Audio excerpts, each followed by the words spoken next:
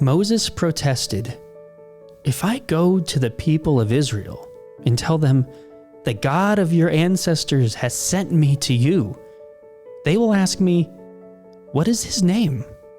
Then what should I tell them?" And God replied to Moses, "I am who I am. Say this to the people of Israel, 'I am has sent me to you.'"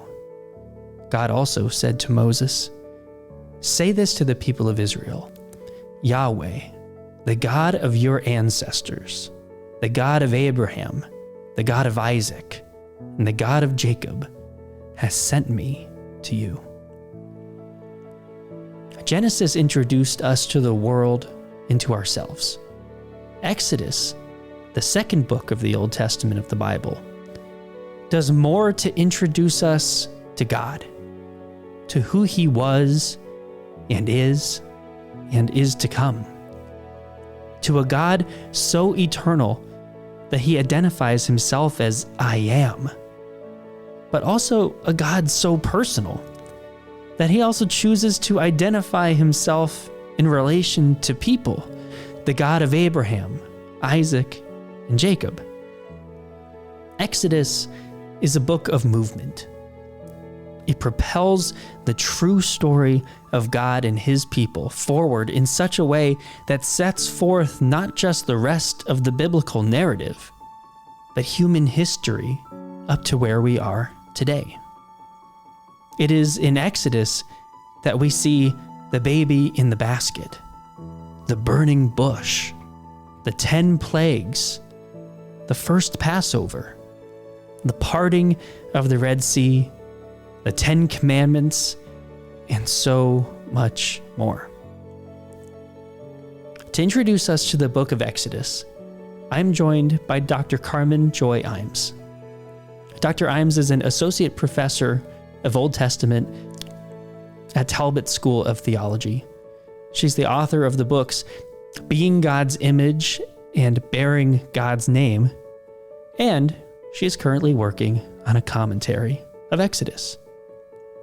My name is Jason Wieland, and this is Navigating the Bible, Exodus.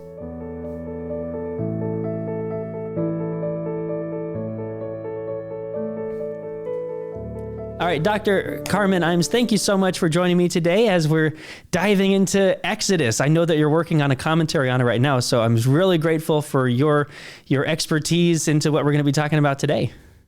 I am thrilled that you want to talk about Exodus. Glad to be here.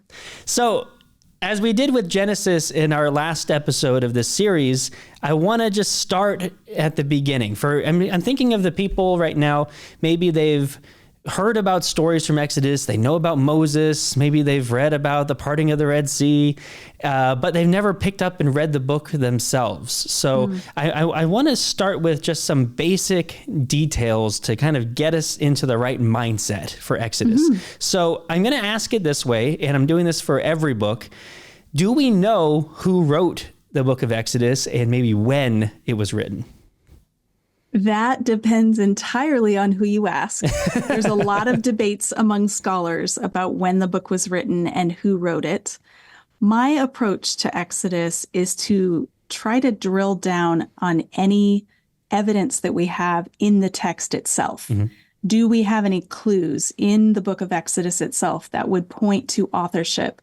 So a lot of critical scholars are going to suggest that the book of Exodus was invented hundreds of years after the events supposedly happened, and that it's more like a fictional kind of imagination of the origins of the nation of Israel. I take a more conservative approach. I think that it's describing things that actually happened, and there's some clues. If you're an expert in Hebrew and comparative language, you can see, and I don't fit that category. I can read Hebrew, but I'm not an expert in comparative linguistics. Sure. But those who are tell me that there are lots of Egyptian loanwords in the book of Exodus that date to roughly the time of the Exodus, which would be, depending on who you're talking to, either the 1400s BC or the 1200s. Those are the two main dates that people suggest. And there are some Egyptian words that are used in the book that fall out of use later. So the Israelites, if they were writing this hundreds and hundreds of years later, they wouldn't have known these words because they stopped being used in Egypt. And so what we have, I think, is evidence of some accurate stories of what really happened. But that doesn't answer the question of who wrote it down. So there's a couple of clues I'll just point to at the end of chapter 16 and partway through 17 that I think show us kind of how complex this is, because although we have the ancient stories, we have these clues that it's not being written down immediately. So Moses is supposed to take some of the manna that God provides in the wilderness. That's in chapter 16. And he's supposed to put it in a jar and place it before Yahweh. And it says in verse 34, as Yahweh commanded Moses, Aaron put the manna with the tablets of the covenant law, which at this point in the book haven't been given to the people yet. Yeah, that's a great little note.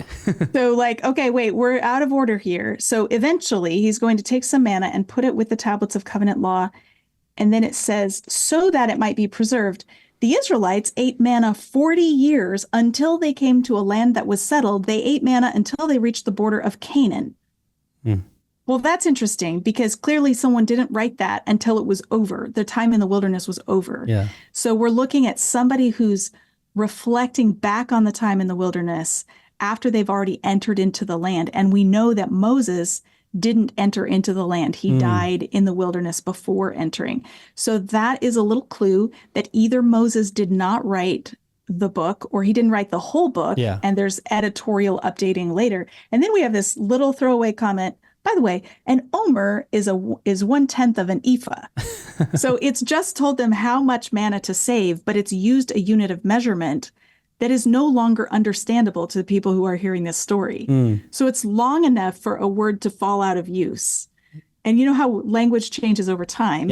So it's like they preserved the story in the form it was given to them, but then they had to explain to the audience as they're writing it down what that unit of measurement means. So that shows us a little bit of the complexity. It's ancient. It's pointing to ancient stories, but we have evidence of later updating. And then in chapter 17, we have another glimpse.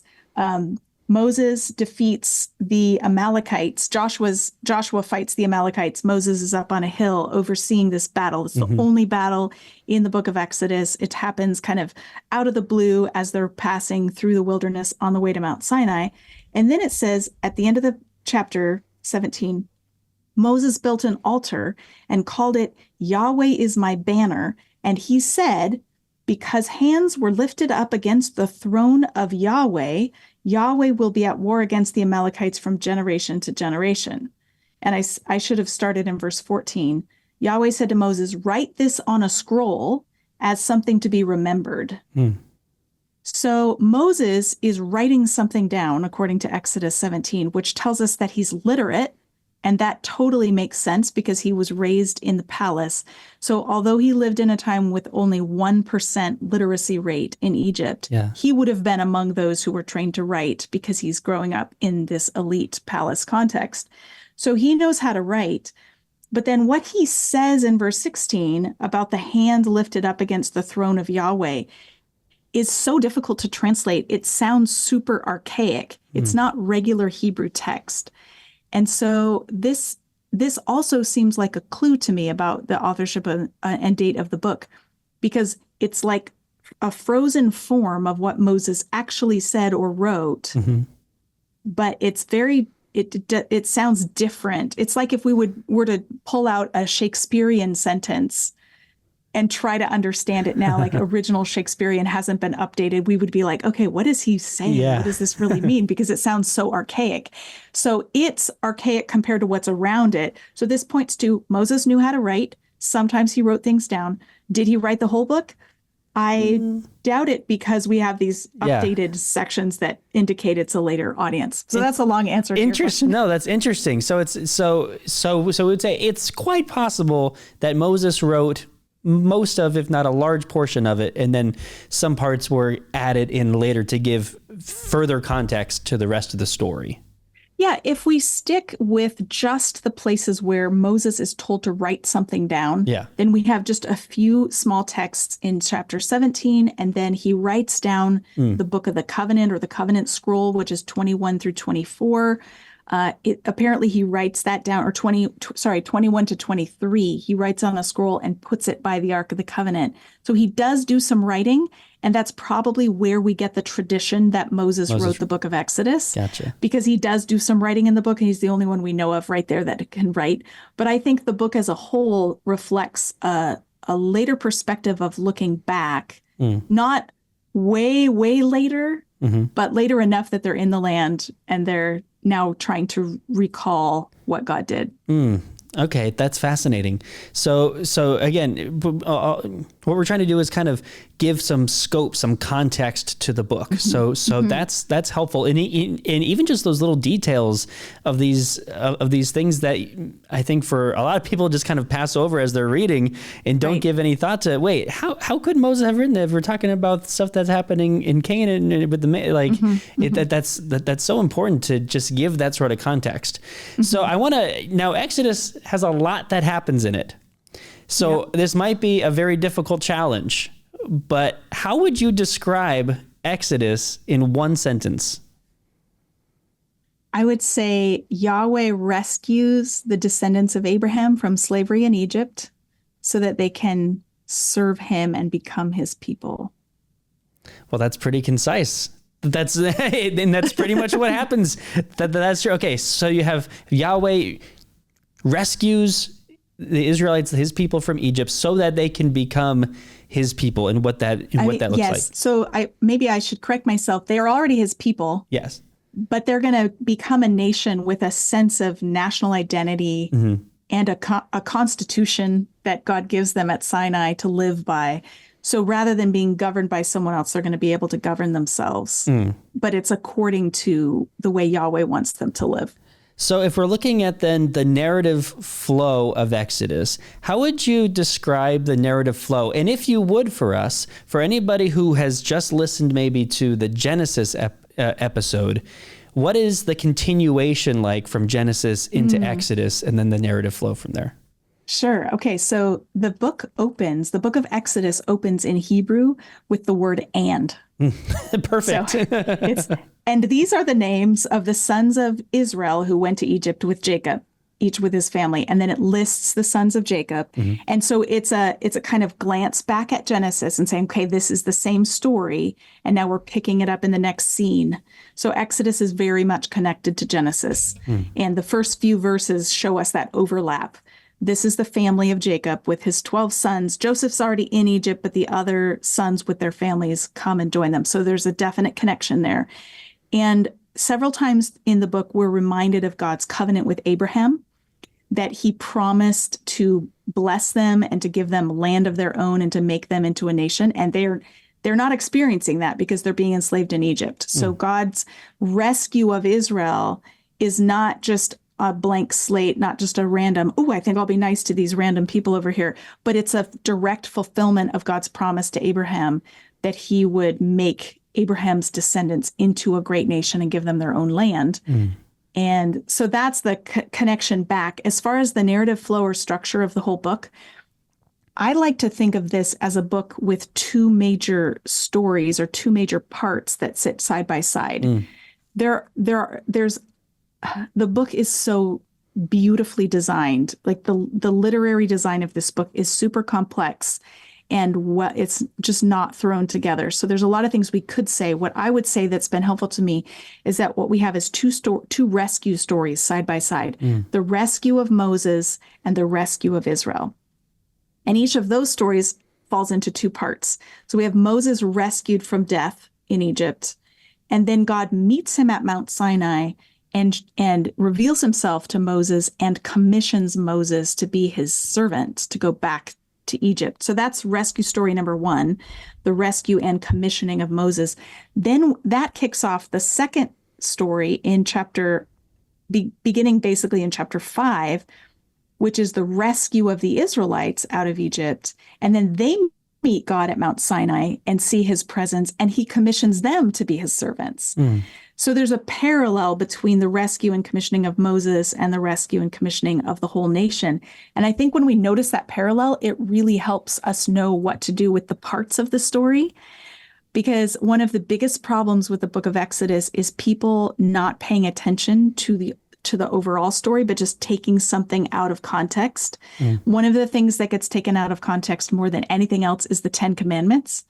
So all you see on the wall is these 2 tablets with 10 things, 8 of which you're not supposed to do and two of which you're supposed to do. And if we just see them by themselves, the 10 Commandments give the impression that God is laying down the law on his people. And what we miss is that God has already rescued his people from slavery in Egypt before he gives them the law. The law is not a prerequisite for their salvation. They're already saved. He already rescues them. The law comes at the point of the story when they're being commissioned to live as his people. So the purpose of the law becomes a lot clearer when you notice this symmetry, because you can see, oh, the law is not how to get saved. The law is how to be on mission for God. This is how we live out our purpose as his people. And if we get that right, then a lot of other things fall into place. And I just want to clarify for anybody who's not read Exodus, but they've seen the movie History of the World, there's not 15 commandments and Mel Brooks didn't drop one, right? There's 10 commandments. We can confirm that here, right? Yes. The Bible does say that there are 10 words is actually what it calls them, or 10 items, 10 matters that get written in stone by the finger of God and given to Moses. Okay, good. I'm glad that we were able to settle that. But what I think is really cool is when we were looking at Genesis next to Exodus, what we see from Genesis is it's a series of these stories as you're following family after family after family after family, what's going on in their life. It's like a continued family drama almost, where you're just learning and getting in depth with these families. Exodus feels like it's just all momentum. Like everything is moving forward. You're constantly moving forward with Moses in his rescue, as you were talking about, and then into the wilderness, Mount Sinai, and then going back back to Egypt with Pharaoh, and then moving into that. It's just constant movement. And I think that's a really interesting part. Until you get to chapter 20, and then things stand still for quite a while. And then there's a little bit where they're on the mountain. Then there's a bunch of ups and downs the mountain. Going up and down the mountain. Yes. I think Moses goes up 7 times up the mountain. And it's quite a hike. I'm told it takes about 6 hours to do an up and down the mountain. So he goes 7 times. Most people kind of lose interest in the second half of Exodus because it's the laws that God gives to Moses and the blueprints for the tabernacle. So the sense of movement and action slow way down. But theologically, these are really important chapters. That's true. And every time that Moses is up there, there's always stuff going down back at the bottom. And so there's still all the grumbling and infighting and the building of calves, all this stuff is still happening down at the bottom. So I just found that really interesting. Now, I wanted to talk about the themes for Exodus. So what are some of the major themes that we should be aware of? And how should knowing these themes in advance help to kind of guide our reading of Exodus? Yeah. So I would say a major theme is Yahweh's self-revelation. Particularly focusing on his name. So the revealing of God's name to Moses. And then when Moses goes back to Egypt and the plagues happen, or signs and wonders, the purpose of the signs and wonders is so that they will know that I am Yahweh. So it's about knowledge of God. That's the whole purpose. And then when they come back to Mount Sinai as a whole nation, we're told that God puts his name on them to claim them as his own. So they become the people who bear his name. So there's name stuff going on all the way through the book. And it's in the self-revelation of Yahweh that Israel finds her identity and vocation. So we come to know who God is and what God is interested in doing, what God's all about. But in discovering that, we also discover what the people of God, who the people of God are, and what they're supposed to be all about, what they're supposed to do. And I would argue that we actually can't find our own identity outside of discovering who God is, because that's where we discover who he made us to be. I love that idea that what we're seeing in this naming of God, where it's a continuation of God being so personal and so intimate with his people that he's giving us not only his name, but he's saying, this is the people who I want you to be. Like it's hearkening back to this Edenic idea of I made you for this way, and things have gotten broken in that time. Yeah. But I'm still here with you, and I'm going to give you these rules, these guidelines again to say, like, we can have this relationship. We can, and so here's the way to do that. I'm here. I'm holding up my side. Here's what you got to do to hold up your side. And I just love that it's all about this relationship. So everything that we're seeing is about this continued relationship that God is saying, I want to be with you. I want you to be with me. I want you to be with me. Yes, presence is a great way of describing that. So we have God's self-revelation, but it's not just like, here's who he is and he's way over there. It's about God's desire to be present with them in their midst. So the climax of the book, the end of the book, is the presence of God coming down from Mount Sinai and inhabiting the tabernacle, the tent that they've just built, that's going to be right at the center of the neighborhood. And so God is coming to dwell among them again, which is restoring what was lost in Eden. When Adam and Eve were exiled from the garden, they're exiled from the presence of God. And in Exodus, that exile is being reversed, and God saying, I'm going to move in to your neighborhood. Even though the wilderness, not quite the same as Eden, I'm still here with you. Yeah. I love that. So what does this book, as we're looking at the confines of Exodus, what can we learn about God? What does Exodus teach us about who God is? One of the things we see right off the bat is that God is someone who hears the cries of the oppressed. The Israelites groaned in their slavery, it tells us at the end of chapter 2, and cried out, and their cry for help because of their slavery went up to God. God heard their groaning. He remembered his covenant. And he looked on the Israelites and was concerned about them. And that actually we're going to see show up again in the laws. In chapter 22, one of the spiciest laws out of all of them is 22, 21, and 22.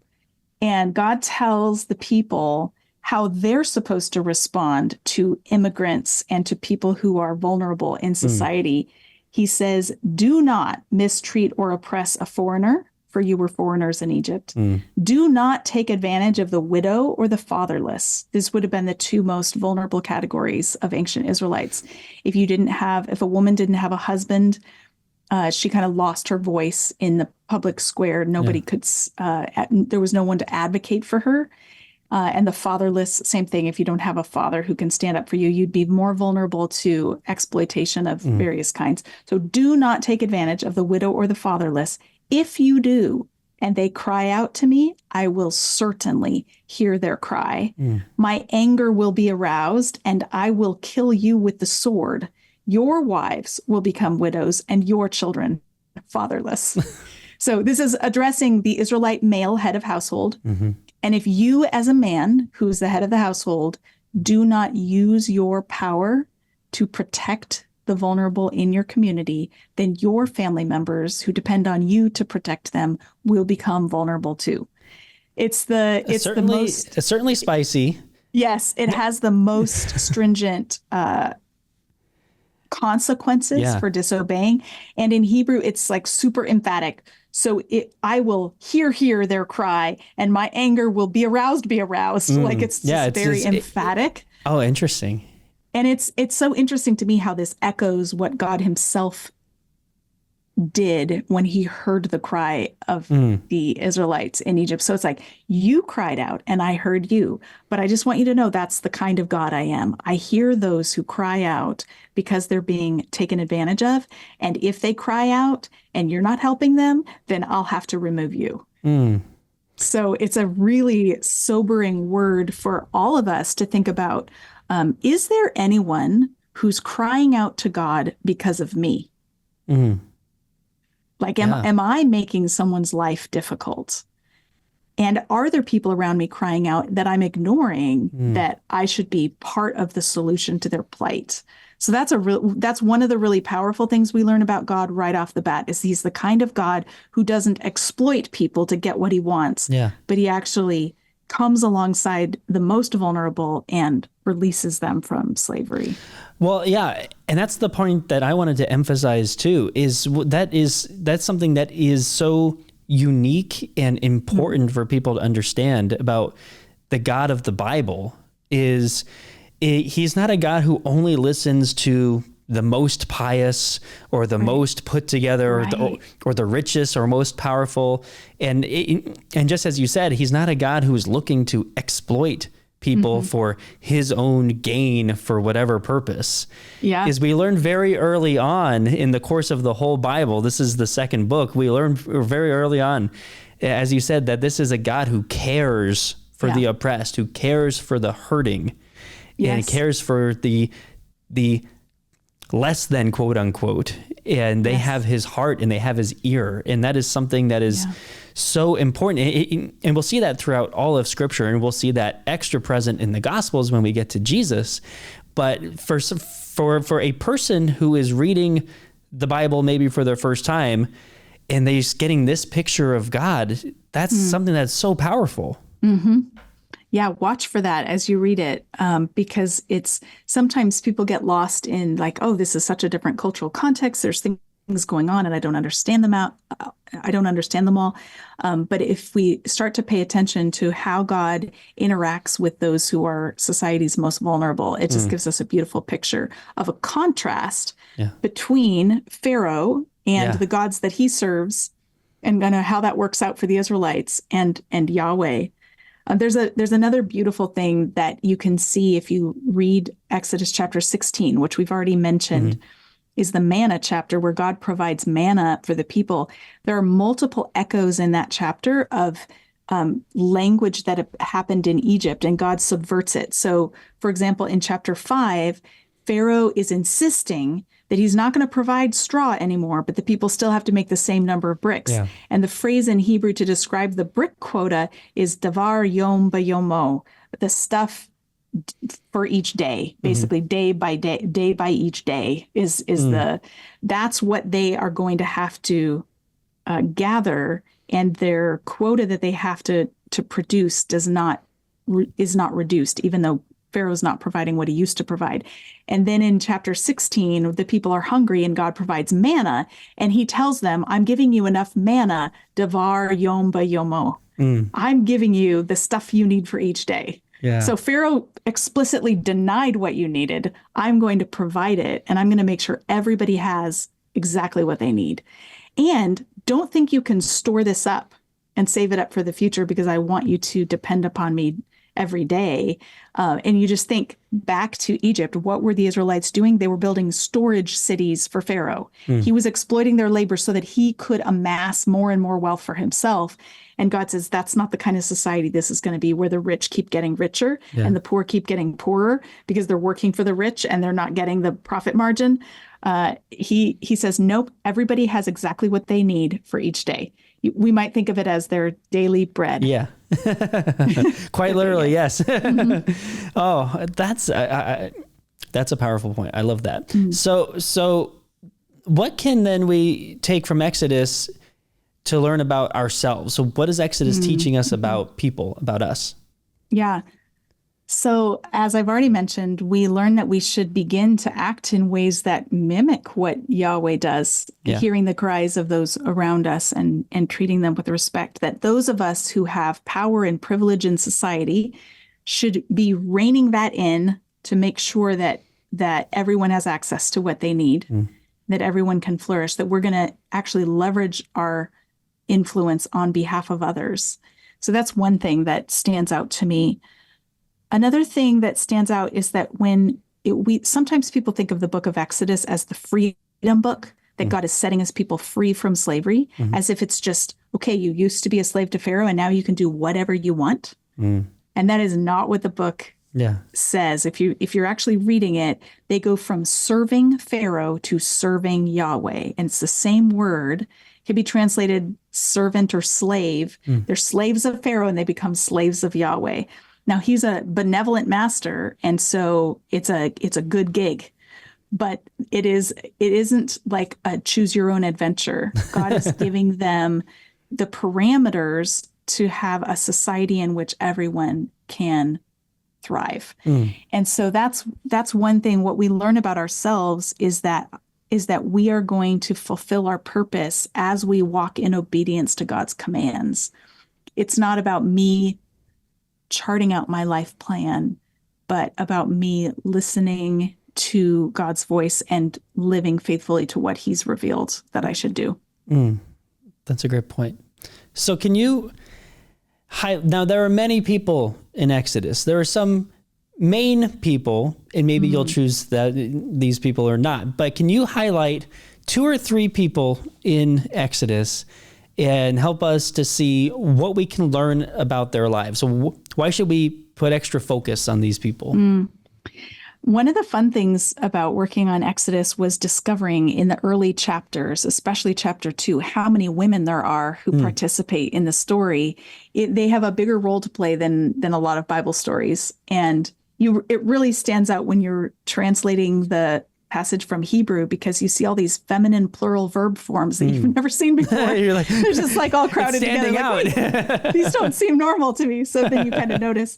So one of the I could talk about the women of Exodus all day, but I'll just choose one. The daughter of Pharaoh is a really captivating character to me, because she lives in this position of power and privilege in the royal palace, and she takes a big risk when she rescues Moses and decides to raise him as her own son. We're not told what happens to her, whether she gets her hand slapped, whether Pharaoh ever even knows about Moses. I mean, kings had usually many sexual partners, and so there were many, many children. Maybe he didn't even know all of his own children. There could have been 70 royal princes, whatever. Moses could have gotten lost in the shuffle. So we don't know the story of, like, was there a talking to with her? Was she married? What's her situation? All we know is what the text describes when she finds the basket. And because we've already read the end of chapter 2, this should sound familiar. She opened it and saw the baby. He was crying, and she felt sorry for him. It's using the same verbs as it uses to describe what God does when he hears the cries of the Israelites and feels sorry for them. And so the seeing, hearing, taking action is a prefiguring of what we're going to see from Yahweh. Nobody is telling her to do this. She just has the impulse that the right thing to do is to rescue this child. And I love that, because we'll also talk about Moses, who has this distinct calling and encounter with God in the flames of fire of a bush. It's a very dramatic calling narrative. The daughter of Pharaoh and Moses' mother and Moses' sister and the midwives, they don't have this kind of dramatic call narrative. We're not told that they heard a divine voice saying, "Save the baby boys." They just see what needs to be done and they do it. And I like that that's set alongside Moses' story, because I think that for many of us, that's the sort of it matches our experience more than Moses's does, right? That we just see things that need to be done and we get busy and do them. And so I love the way that she uses the influence that she has to save one life. And she could have said, "Oh, it's not going to make enough difference if I save this one child, because there's so many babies whose lives are in danger." But she doesn't say that. She doesn't make excuses. She just rescues the child that's been put in front of her. And I think that's a great example. Yeah, I love that. Are there 1 or 2 others that you wanted to highlight here? I would love to talk about Moses. Great. Just in the transformation that we see in him. I suppose it's Exodus. Moses is important to talk about. Moses is important to talk about. When Moses first encounters Yahweh at Mount Sinai in chapter 3, it is a really dramatic encounter, and God speaks to him. They have a very long conversation. And it's interesting because God addresses Moses saying, I've seen the misery of my people in Egypt. I've heard them crying out because of their slave drivers. I'm concerned about their suffering. So I have come down to rescue them. And if I'm Moses, I'm thinking, great, because I tried to rescue them and it didn't work. And so I'm glad you're showing up and doing it because I sure wasn't able to do it. But then God says, so now go, I'm sending you to Pharaoh to bring my people out of Egypt.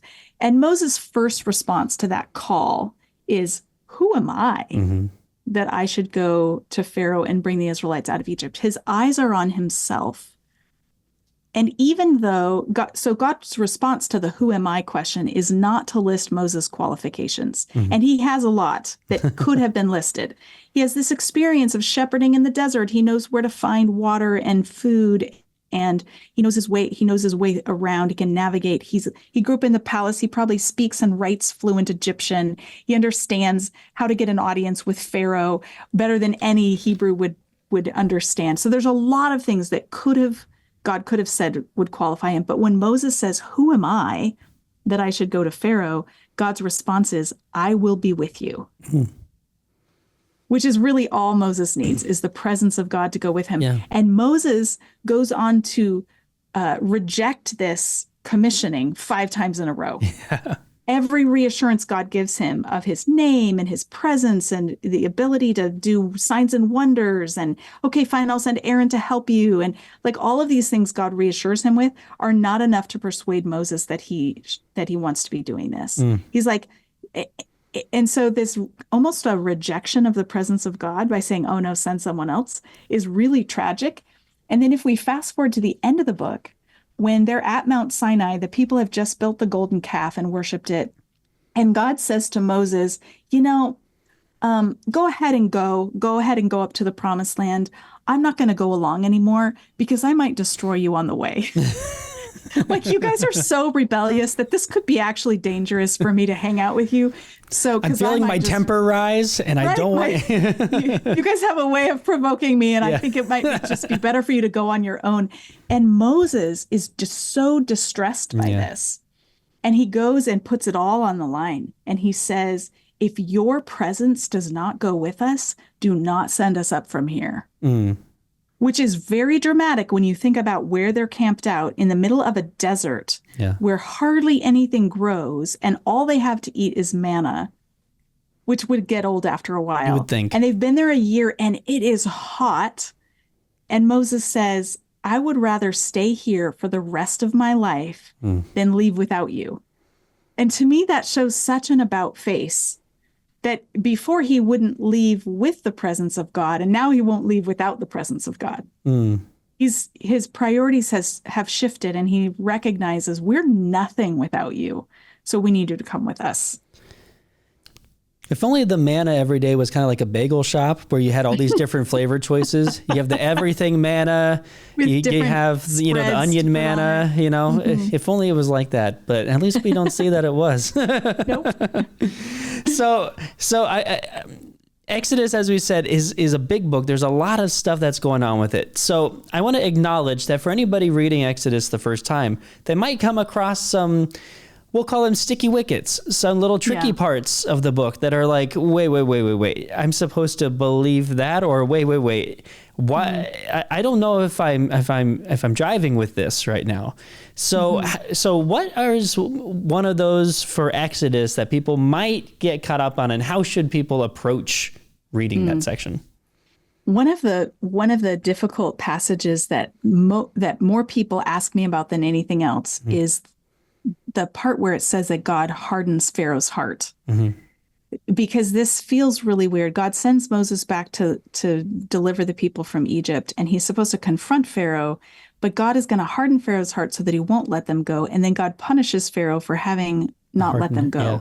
And it feels like, wait, has God just overridden Pharaoh's free will? And so he has no choice but to disobey, and then he's going to get punished for just disobeying. That feels like, how do we square that with the God we know from the rest of the Bible? So one of the things I discovered as I was studying is that in Hebrew, there are 3 different words that all get translated harden in relation to Pharaoh's heart.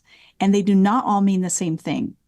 And a hard heart doesn't quite capture what's going on in Hebrew, because if we talk about someone being hard-hearted, we're thinking of it as a kind of cruelty. Yeah. Like God, so then it seems like it's God making Pharaoh cruel, which doesn't feel like it squares with his character. So there's really two main meanings. There's two words for harden that, or for what happens to Pharaoh's heart, that are basically making him stubborn or resolute. Yeah. Resolute might be a more neutral way of describing it. So this is what God usually does to Pharaoh's heart, is he makes him resolute. So this is actually not changing Pharaoh's mind or his posture towards anything. It's like Pharaoh already has the inclination to not let them go, and God makes him, it's like encourages him to stick to his guns. And so there's a kind of confirming Pharaoh in what he has freely chosen. The other word that gets translated harden is actually to make heavy. And this is usually what Pharaoh does to his own heart. He makes his heart heavy. But that doesn't work very well in English either, because to have a heavy heart in English means to be sad. Yeah. And this is not sad. So in an Egyptian context, to have a heavy heart is very significant, because what they believed is that after you died, you traversed through this series of stages in the underworld, and that determined whether you would be alive for eternity or not.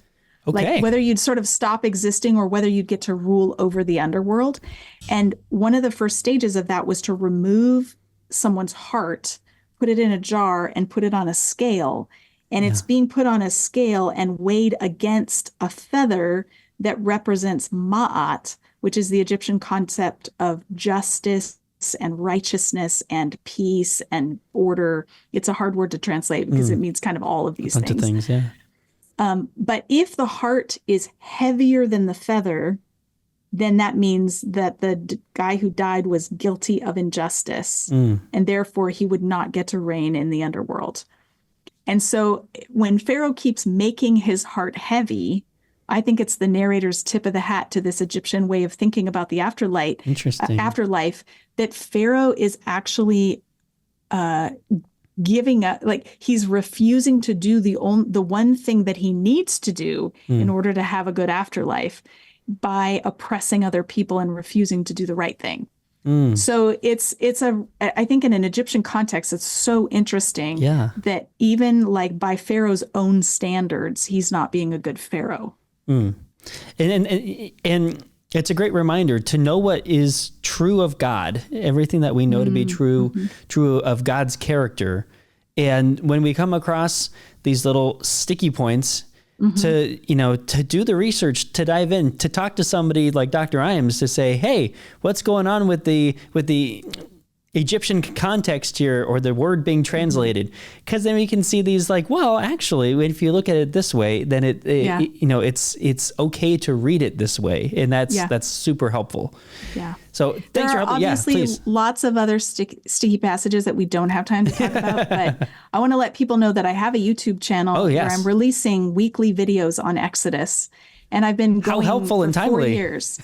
So I'm working on it like a few verses at a time all the way through the book. So it's up to chapter 17 at the time we're recording this. So if there's a passage that's bothering you in the first 17 chapters, at least, you can go hear me talk through it on YouTube.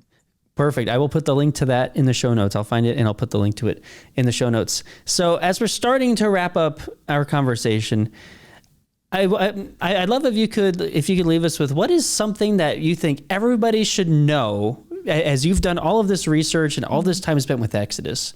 What is one thing that you think everybody should know that they probably don't know about Exodus? I think what I would want to say to Christian listeners is that Exodus is our story, that we are the heirs of this story, that we're not just reading about something that happened to somebody else. In chapter 19, when the people arrive at Mount Sinai for the first time, and God speaks to them, he tells them that he says, you yourselves have seen what I did to Egypt, and how I carried you on eagle's wings and brought you to myself. Now, if you obey me fully and keep my covenant, then out of all nations you will be my treasured possession. Although the whole earth is mine, You will be for me a kingdom of priests and a holy nation. And what's striking to me is that those same titles, we could consider these covenant titles, treasured possession, kingdom of priests, holy nation. And if we flip forward to 1 Peter 2, verses 9 and 10, Peter applies these titles to the church, to a church made up of a mixed group of Jewish and Gentile followers of Jesus. He says, you are God's special possession, his kingdom of priests and a holy nation. And so he doesn't hesitate to say, this is our story. And I think if we recognize that this is our story, it helps it come alive. We could say, we were there. Yeah. God set us free, and he gave us our commissioning for how to live as his people. Well, thank you for that word. That's so great for people who, again, read Exodus and keep that in mind, that this is a story for us. It's a story for us today that continues. We can see this history of God's relationship with Israel, and that relationship continues with us today. So I'm going to ask you to pray for us in a minute, for anybody who's about to read Exodus. I would be remiss if we went through a podcast on Exodus without talking about the Prince of Egypt movie. So what is your favorite song from the Prince of Egypt movie? Oh man, I love all the music to that movie. It's such a fun one to watch. I'm assuming you're spending a lot of time with it, doing a commentary on Exodus. You're like, okay, I got to see how Stephen Schwartz has written music for this. Yeah, it's pretty epic. I really love the celebration song after they cross the Red Sea. Oh yeah, they're actually singing in Hebrew the Song of the Sea. The first few lines of the Lord has triumphed valiantly, the horse and rider thrown into the sea. They're singing that, and I love that song. It's a great one. If you haven't watched The Prince of Egypt, make sure to go watch The Prince of Egypt. It's an animated classic. It's a lot of fun. There's definitely some Hollywoodization in that. Yeah. In it, like you can do miracles if you believe. Like, okay, that's not actually the message. Not necessarily theologically true. Yeah. But you get to hear Whitney Houston and Mariah Carey sing together. So there you go. Okay, so would you pray for us, especially thinking about anybody who's wanting to now dive into Exodus, maybe for the first time? Would you mind praying for people as they read this book? I'd love to. Father, I thank you for all the men and women listening to this podcast, and I thank you for their desire to dig into the scriptures and to understand them more deeply and to understand you more deeply. And so, Father, I pray that as they read Exodus, you would open their eyes to see your great grace and mercy on display, that they would see your holiness and the glory of your presence that you call your people into. And I pray that it would captivate them and that they would be able to see a vision that you're laying out for us about how to live well as your people, how to become communities where no one is oppressed and where we respect each other and where we help each other thrive. Lord, thank you for all of the lessons we can learn from this book. And I pray that you would help us to not just read it, but that it would transform us. In Jesus' name, amen. Amen. Thank you so much, Dr. Imes, for your time and for your expertise as we navigate through Exodus. I appreciate it. Absolutely. My pleasure.